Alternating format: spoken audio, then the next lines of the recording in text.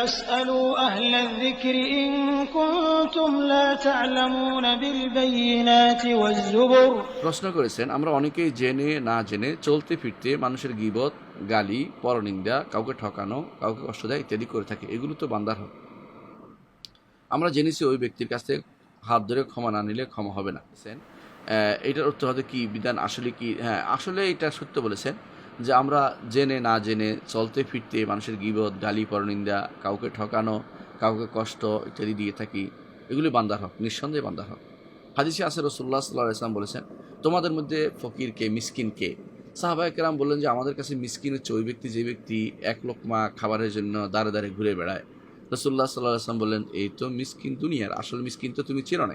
আসল মিসকিন হচ্ছে ওই ব্যক্তি যে ব্যক্তি পর্বত প্রমাণ জাকাত, হজ, সলাত, সওম এগুলি নিয়ে আসছে, অর্থাৎ ফরজ কাজ ঠিক মতো করেছে সব। সলাতও পড়েছে, জাকাতও দিয়েছে, হজও করেছে, সওমও পালন করেছে। সে কিন্তু একেবারে পর্বত প্রমাণ এত বেশি করেছে, কিন্তু ওয়াকাদ শাতামা হাযা, ওরে গালি দিছে, লাতামা হাযা, এরে চড় দিছে, ওয়াসাব্বা হাযা, এরে করছে, ওরে করছে, মানুষের শুধুমাত্র তার মানুষের হক নষ্ট করেছে। হাসরের মাঠে সে আসবে, রাসূলুল্লাহ সাল্লাল্লাহু আলাইহি ওয়াসাল্লাম বলেন, তারা এসে তার সমস্ত ন্যাক ভাগ করে নিয়ে চলে যাবে।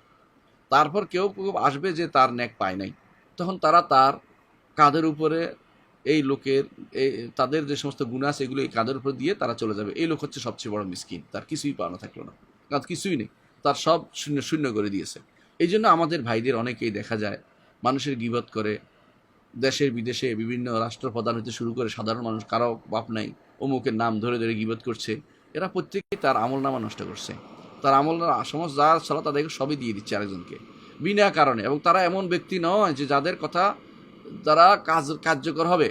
অনেকে কী করে মনে করে যে যেহেতু হাদিসের জারহ ওয়া তা'দীল আছে, হাদিসে একটা আছে মানুষের ভালো মন্দ বলার একটা গুরুত্ব দেওয়া আছে, এটা কিন্তু আপনাকে দেওয়া হয় না, এটা বিশেষ ব্যক্তিকে, যারা আলেম, তারা যাদের কথা গ্রহণযোগ্য তাদেরকে এই দায়িত্ব দেওয়া হয়েছে।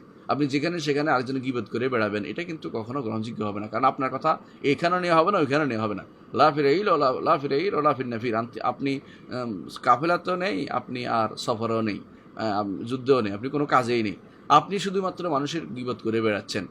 এই জাতীয় মানুষগুলো বিশেষ করে ছাত্রদের মধ্যে এটা খুব বেশি প্রমাণ দেখা যায়। আর বিশেষ করে যারা তালেবে ইলম, যারা নতুন করে শিখতে চেষ্টা করছে, তারা এই ভাগাভাগির ওস্তাদ।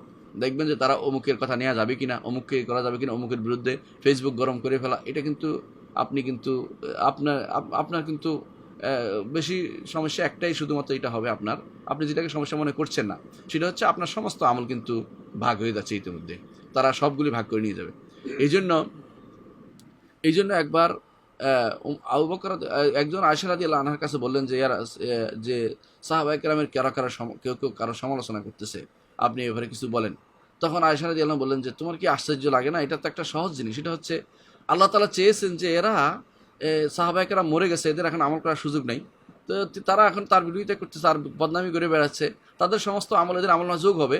তারা মরে গেল, তাদের আমলনামা জারি আছে এদের এই মিথ্যা খারাপ কথা করার মাধ্যমে। অর্থাৎ এটাই, যেই ব্যক্তি আরেকজনের বিনা সাবধানতা করার জন্য নয়, যার সাবধানতার যোগ্যতা নাই, এমন ব্যক্তি যদি কোনো জায়গায় জায়গায় বসে বসে যেখানে সেখানে গীবত করে, পরনিন্দা করে, অথবা চলতে ফিরতে গিয়ে অমুকেরকে গালি দিয়ে ওইটা করে, এটা কিন্তু সে নিজের আমল নষ্ট করতেছে এতে নিঃসন্দেহে।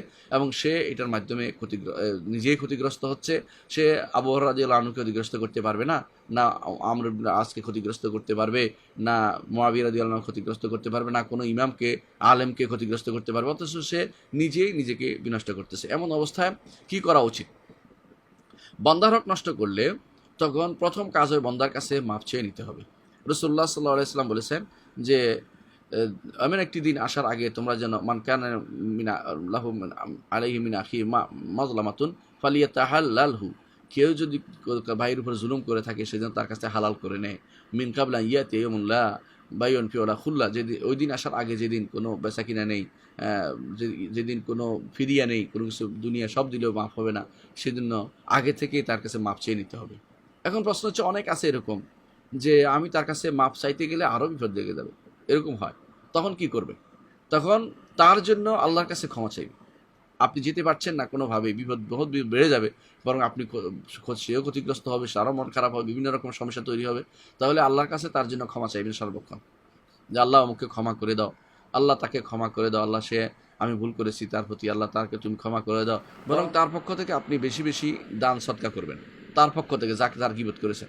আপনি যদি ধরেন গীবত করেছেন কোনো একজন মানুষ, ভালো মানুষের, এখন আপনার মনে হচ্ছে যে এটা তো ভুল করেছি, আমি কেন করলাম, তার পক্ষ থেকে আপনি এখন কিছু টাকা দান করবেন, যে আল্লাহ এই টাকা ওনার দিচ্ছি, আল্লাহ তুমি এর ওসিলায় তাকে আমাকে ক্ষমা করে দিও, এটা করতে পারেন। আরেকটি হচ্ছে যে চলে গেছে দুনিয়া থেকে, তাই কিছু করার নেই, এখন কি করবেন, এখন তো তার পক্ষ থেকে তওবা ইস্তেগফার করবেন, আপনি বেশি তার জন্য ক্ষমা প্রার্থনা করবেন বেশি বেশি করে।